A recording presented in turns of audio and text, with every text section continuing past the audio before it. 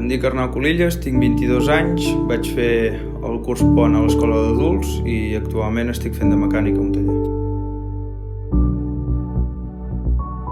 Necessitava fer el grau superior perquè volia continuar amb la meva formació i la manera d'arribar-hi era fer el curs PON aquí a l'Escola d'Adults.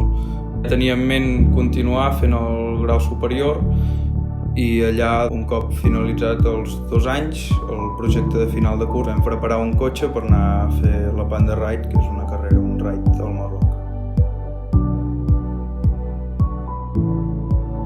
El curs PON al final és la porta a poder seguir estudiant i enriquir-te, com a mecànic o com a que decideixis estudiar.